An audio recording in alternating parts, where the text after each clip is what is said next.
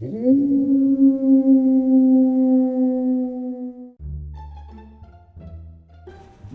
anyone know a good plumber? I fucked up one of those stupid ritual things that everyone is doing, and now my shower is leaking. Oh, and there's some faceless guy in my kitchen. See, my landlord comes tomorrow, and he's going to kill me. Especially because I also have a cat, and I'm not even supposed to have pets. It all started when I was drunk messaging a girl on Tinder, and she said that the only way we would meet up is if I did this weird ritual thing where I summon a ghost or some shit. I think she called it mea culpa or something. Actually, her exact message was, "The decaying flesh will not rest. I am the Alpha and Omega. I have seen the burning cities consume the earth." Link to ritual instructions. Our souls meet when darkness spills. Mea culpa, mea culpa, mea culpa. She was a weird chick. At least I think she was a girl.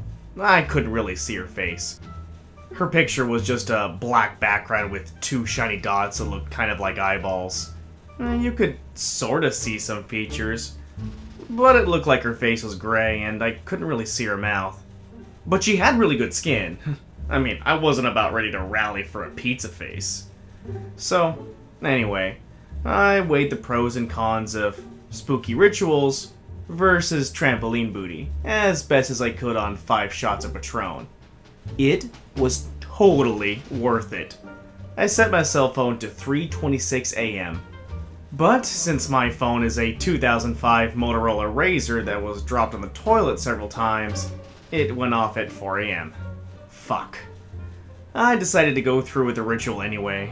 I was also supposed to have a friend during this thing, but my bestie recently got incarcerated for selling heroin on the corner of Patterson Park and Eastern Avenue. Shout out to my main man, Roscoe. Anyway, I sat up and turned off my alarm. But the moment I turned it off, I drunkenly passed out again. I woke up 20 minutes later and actually got out of bed this time, stumbling around the room in the dark, because apparently you're not supposed to turn the lights on, because if you do, a ghost will pop out. Ooh. I was supposed to find a candle and light it, but my hangover just made me trip over one of these several candles I placed on my floor. Eventually, I gave up and flipped the lights on, before grabbing a candle off my desk. I squinted out my window to see what my ghetto Baltimore neighborhood looked like at 4:20 a.m. The street was empty, except for some rando wearing a black robe and a giant pointy black hat. He was staring up at me through the window. I couldn't really see his face. You know, Baltimore has really gone to the fucking dogs. First gang wars, now an updated KKK. For God's sake. I lit the candle and looked at my phone. I was supposed to knock on my bedroom door 66 times, with the last knock timed at exactly 4:06. But since I fucked everything else up, I just did a shave and a haircut knock, and then walked into my hallway. My bedroom door is opposite the stairs, and looking down that dark stairwell was pretty spooky. I thought I saw something move on one of the lower steps. For the next step, I was supposed to close my eyes and walk forward while chanting, "Mea culpa, mea culpa, mea culpa," which is Italian for my culpa, which is probably some kind of shitty Italian car. I tried to close my eyes and walk forward while talking about Italian cars, but my cat, Fish Sticks, ran under my feet and I ended up tripping over him and fell down the flight of stairs. At some point, the stupid candle went out as I flailed down the stairs, but I was too concussed to care.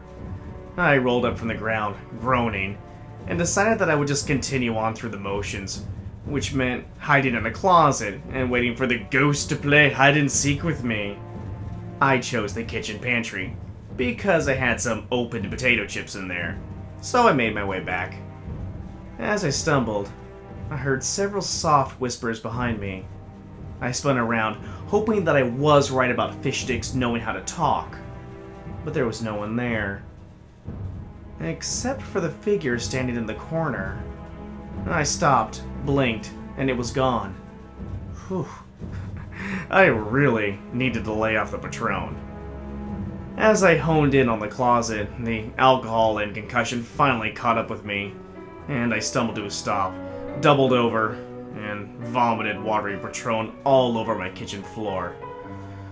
Ugh, fuck! My ass was landlord grass.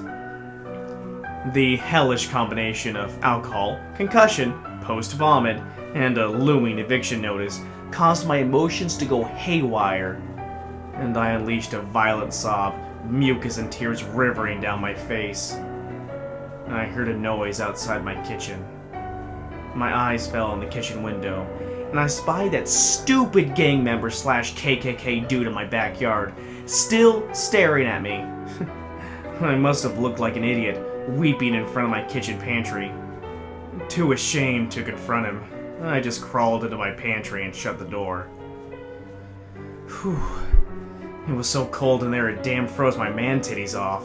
My air conditioner was probably broken. I definitely needed to call the landlord. Well, that would mean sedating fish sticks and stuffing him in the suitcase under my bed.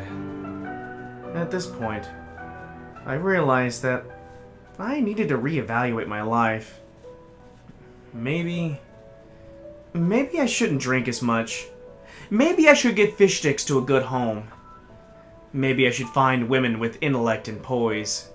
Maybe I should move out of my shit neighborhood where KKK people move around at 4 a.m. After going through an entire existential crisis in my pantry, I decided to say fuck it and end the stupid ritual. That Tinder girl wasn't even that hot anyway. And besides, I still had like 70 more ritual things to complete, which included lighting 8 more candles, stabbing a Japanese doll, and spinning around in a circle while screaming, "You're it, you're it, you're it!" This was all supposed to accumulate in me going to my basement, sitting in front of a mirror, and looking into the mirror, but not actually looking into it, which made absolutely no fucking sense. As I got up to open the pantry door, I heard a low moan coming from behind the door. I froze and prayed to God it wasn't my landlord. I cracked open the door to see the gang member / KKK guy standing in my kitchen staring at me. I finally got a good look at him. He definitely didn't have a face. I guess getting your face taken away is part of a gang ritual now. He didn't react to my presence. He just stared. I didn't know how the hell to deal with gang members or faceless KKK members, so I just stared back. We did this for about 5 minutes before I slowly inched out of the kitchen and back upstairs. He turned to watch me as I went, but didn't move. So, after that, I went up to my bathroom to take a shower. And now my shower head is leaking, which I blame on this stupid ritual. So, if you guys know any good plumbers in the Baltimore area, I would really appreciate it.